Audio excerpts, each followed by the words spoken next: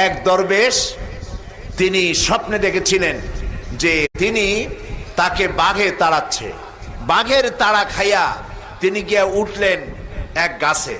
গাছের উপরে ওঠার পর একটি ডাল ধরে ঝুলে পড়েছে। তাকিয়ে দেখে যে বাঘ এসে গাছের গোড়ায় দাঁড়িয়েছে, আর ওই ডালের নিচে বিরাট কুয়া, কুয়ার মধ্যে বড় এক অজগর হা করে আছে। হঠাৎ করে টের পেল যে ডালের গোড়া কিসে যেন কাটতেছে। তাকায় দেখে একটা সাদা ইঁদুর আর একটা কালা ইঁদুর ডালটা কেটে দিচ্ছে। এই স্বপ্ন দেখে তার ঘুম ভেঙে গেল। তিনি ঘুমের থেকে জেগে আল্লাহর এক অলির কাছে গিয়ে জিজ্ঞেস করলেন, হুজুর আমি তো এরকম একটা স্বপ্ন দেখলাম, এই স্বপ্নটা কি?